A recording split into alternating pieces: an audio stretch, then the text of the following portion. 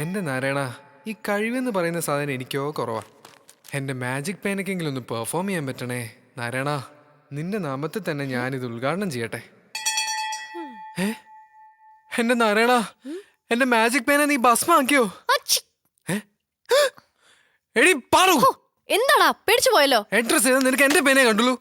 എടാ ഇതൊരു ഇന്റർവ്യൂ കാർഡാണ്, ഇത് ഫിൽ ചെയ്യാനാണ് ഞാൻ പേന എടുത്തത്. അത് മനസ്സിലായി, എന്നാലും കഷ്ടായി. ഞാൻ ഉദ്ഘാടനം ചെയ്യാനിരുന്ന പേന. ഇതിന്റെ ഉദ്ഘാടനമൊക്കെ എപ്പോഴേ കഴിഞ്ഞു. നീ ഉദ്ഘാടനം ചെയ്ത പേന ഇനി എന്തായാലും എനിക്ക് വേണ്ട. ഇതുകൊണ്ട് എഴുതിയ കഥ ഹിറ്റാവുന്ന എനിക്ക് തോന്നുന്നില്ല.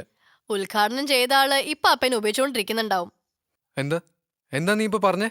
അല്ലടാ, നീ എന്തിനാ വെറുതെ ടെൻഷൻ ആവുന്നേ? ഒരു നല്ല കാര്യത്തിനല്ലേ ഞാൻ നിന്റെ പെണ്ണെടുത്തത്. ആരുടെ നല്ല കാര്യത്തിന്? നിന്റെ. ഇതെന്റെ നല്ല കാര്യത്തിന് വാങ്ങിച്ചേ. ആ ഇപ്പൊ എനിക്ക് മനസ്സിലായി. എന്ത്? ടോണി ചെയ്തത് ശരിയാണെന്ന്.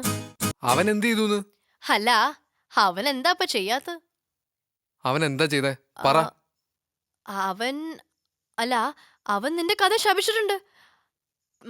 നിന്റെ കഥ ഒരിക്കലും നന്നാവില്ല എന്നാണ് അവന്റെ പ്രതീക്ഷ. എന്റെ നാരായണ, എന്റെ മാജിക് പേനയ്ക്ക് എതിരാളികളോ?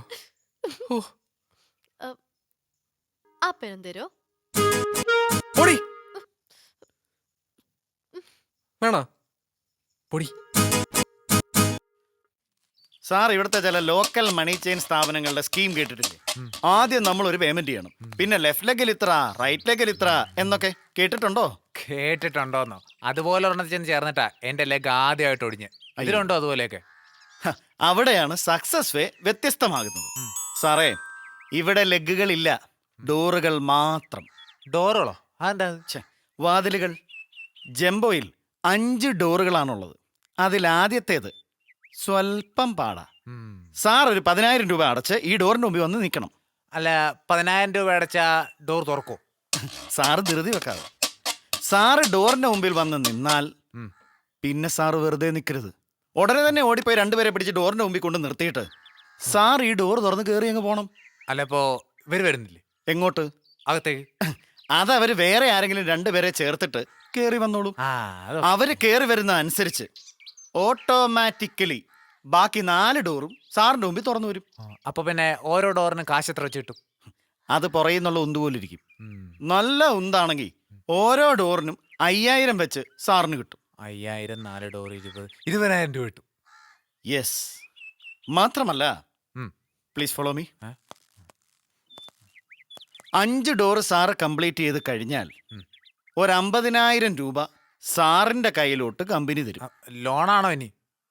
ഫ്രീ ആയിട്ട്, ചുമ്മാ നമ്മുടെ സക്സസ് വേയുടെ ഒരു സന്തോഷത്തിന്. അല്ല, ഈ 50,000 രൂപ തന്നു കഴിഞ്ഞാ കളി കഴിഞ്ഞു? സാർ എന്താ കരുതിയത്? ഈ 5 ഡോറിന് 10,000 രൂപ അടച്ച സാറിന് വെറും ഒരു 70,000 രൂപ തന്ന് അങ്ങ് വിടുവന്നോ? അയ്യോ, വിടല്ലേ, ഇനിയും തരണം. അതാണ്, തരും. കമ്പനി ഇനിയും വാരിക്കൊരുത്തരും.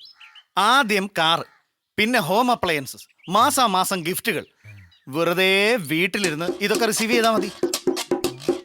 ഈ കമ്പനിക്ക് എന്താ പ്രാന്താണോ? ഏതായാലും സാറേ, നമുക്ക് ഡോറിന് മുമ്പിൽ ആരെയെങ്കിലും 2 പേരെ കൊണ്ട് നിർത്തണ്ടേ? അവസാനം കമ്പനിയുടെ ഷെയർ വരെ സാറിന് കിട്ടാനുള്ളതാ. അല്ല, അവസാനത്തിന്റെ അവസാനം ഷെയറും തന്നിട്ട് കമ്പനി എന്റെ പേരിൽ അങ്ങനെ എഴുതി തരൂ? സംഭവിച്ചേക്കാം. സക്സസ് അല്ലേ സ്ഥാപനം.